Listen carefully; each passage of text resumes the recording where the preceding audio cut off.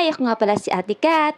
Natatandaan mo ba kung sino yung naging first crush mo sa school?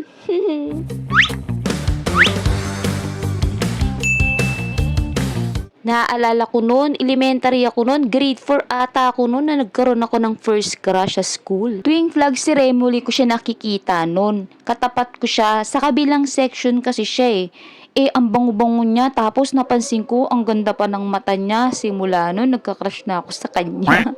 Lagi akong dumadaan sa room nila para makasilay ako sa kanya.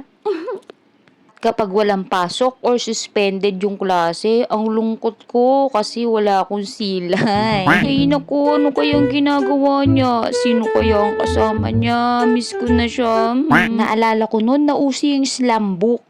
Ito yung pinapasulat mo yung mga kaibigan mo o mga crush mo para malaman mo yung mga gusto at yung ayaw niya. Faye, di ba kilala mo si Barry?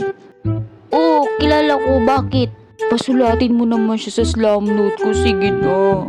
Okay, sige. Susubukan ko. Pero may pagkasuplado kasi yun eh. Try ko ah. Thank you, Bes. At syempre, tuwang-tuwa ako nun kasi sinagutan niya yung slam book ko. Syempre, ang una kong babasahin doon sa sinagutan niya ay ang Who is your crush? Hala, totoo ba? Wala siyang crush. Pero mas okay na yun na wala siyang crush para wala akong pagsiselosan. Tapos nauso din nun yung flames, yung pangalan yung dalawa ay dapat may magkakaparehang letra.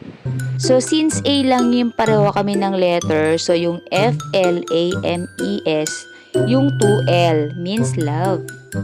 At syempre, kilig na kilig ako nun kapag ganun ang magiging sagot sa flames namin.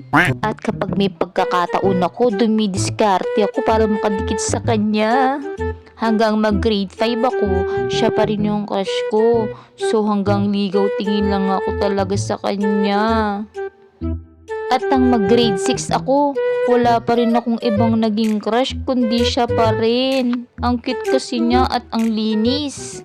Okay lang naman na magkaroon ng crush at maging inspirasyon mo siya para pumasok ko sa school. Ikaw, kilala mo pa ba kung sino naging first crush mo dati? At kung bago ka lang sa aking channel, please like, share, and subscribe. Thank you for watching. Bye!